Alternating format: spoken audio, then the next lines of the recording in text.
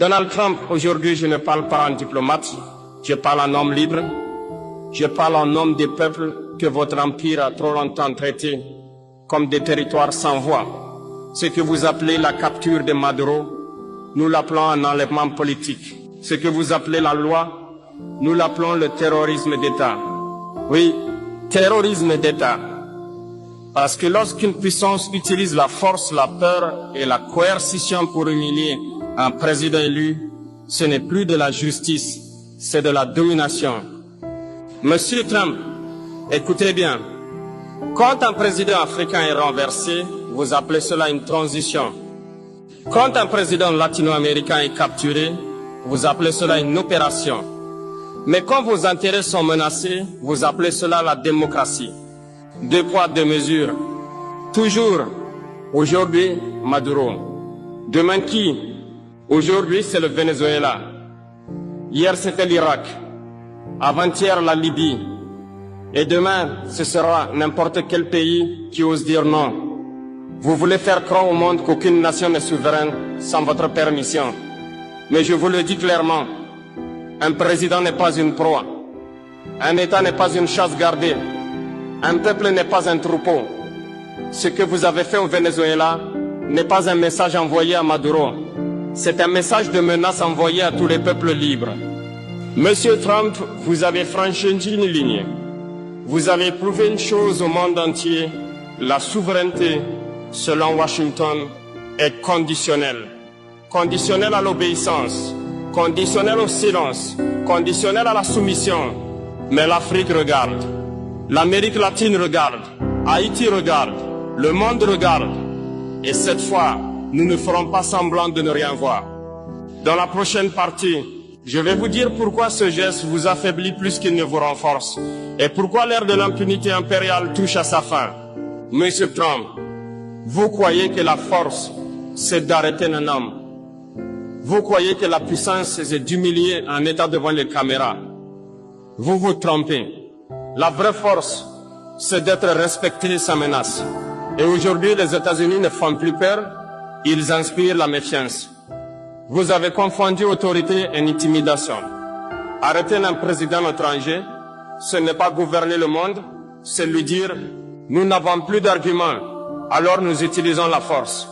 C'est l'aveu d'un empire qui n'arrive plus à convaincre. Regardez bien ce que vous avez déclenché.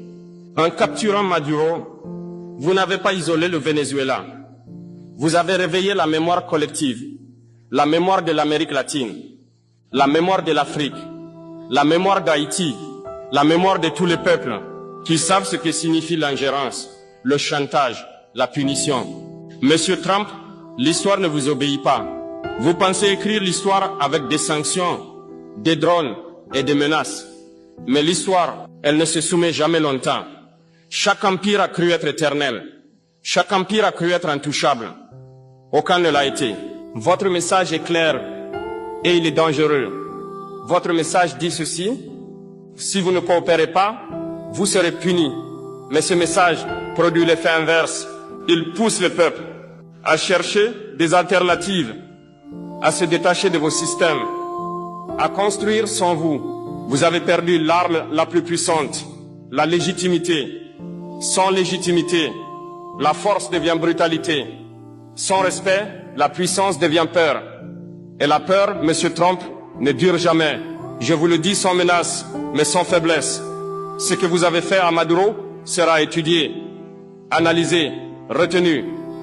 Et chaque pays saura désormais que la protection américaine a un prix, la soumission totale. Je vais vous expliquer pourquoi l'Afrique ne sera plus jamais un terrain d'expérimentation et pourquoi ce monde unipolaire touche à sa fin.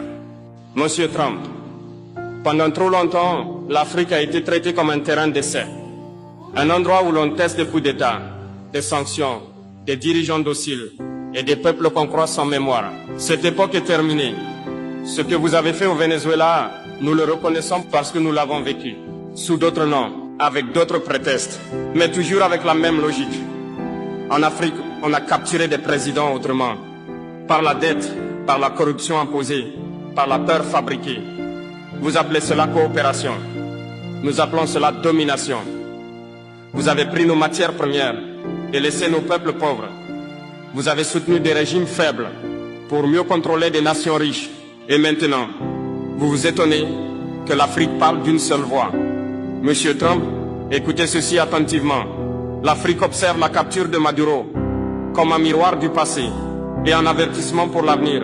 Si un président latino-américain peut être humilié publiquement, alors aucun président africain n'est en sécurité dans votre ordre mondial. Mais voici ce que vous n'avez pas compris. Nous ne voulons pas remplacer un maître par un autre. Nous ne voulons pas changer de chaîne. Nous voulons les briser. L'Afrique ne mendie plus.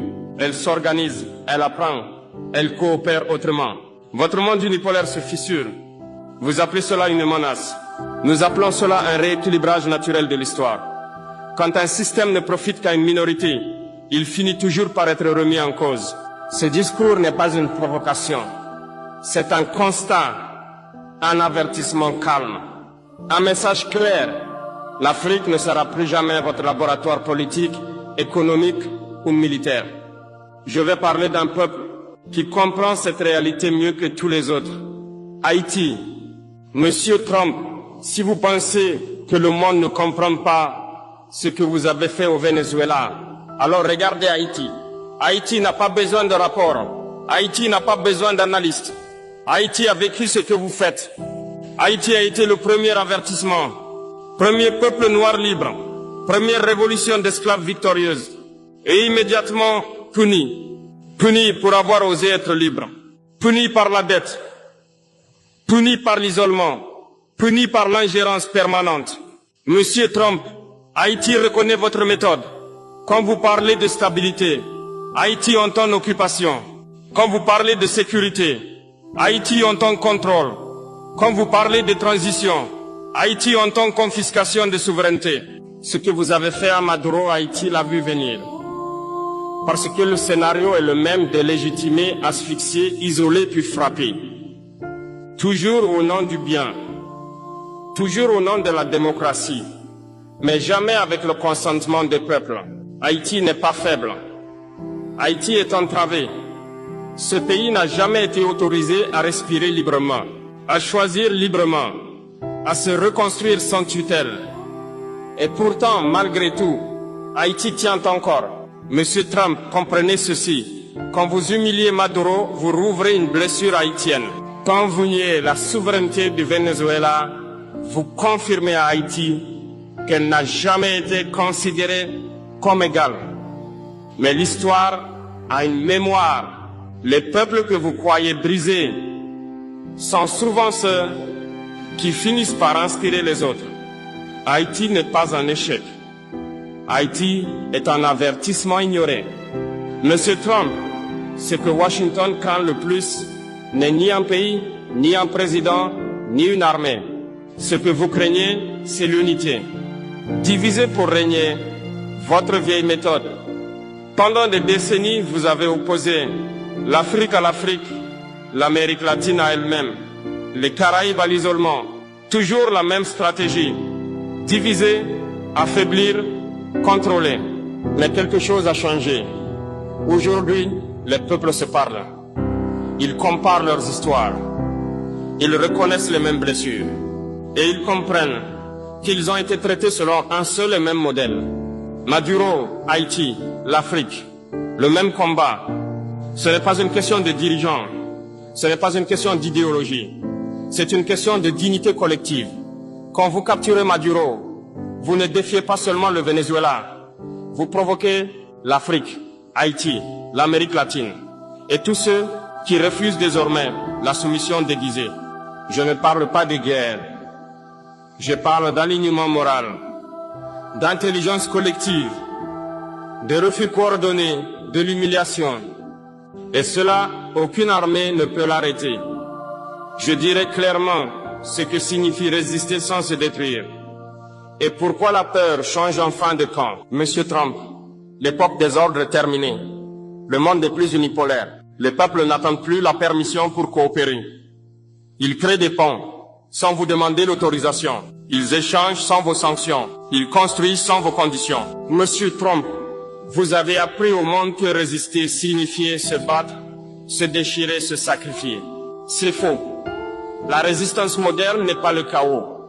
Ce n'est pas la violence. Ce n'est pas la haine. La vraie résistance est intelligente. Résister, c'est refuser les règles injustes sans tomber dans les pièges. C'est produire ce que l'on consomme. C'est décider sans tutelle. C'est coopérer sans permission. Vous avez gouverné par la peur, sanctions, liste noire, menaces économiques, pression diplomatique. La peur a été votre arme principale. Mais voici ce que vous n'avez pas compris. La peur fonctionne jusqu'au jour où les peuples n'ont plus rien à perdre. Et ce jour est arrivé. Quand un pays comprend que l'obéissance ne le protège pas, il cesse d'obéir. Quand un peuple voit qu'un président peut être capturé malgré les concessions, il comprend que la soumission est inutile. Résister, c'est se renforcer. Ce n'est pas se fermer au monde. C'est choisir ses partenaires. Ce n'est pas s'isoler. C'est se libérer du chantage. La résistance moderne est économique, culturelle, mentale.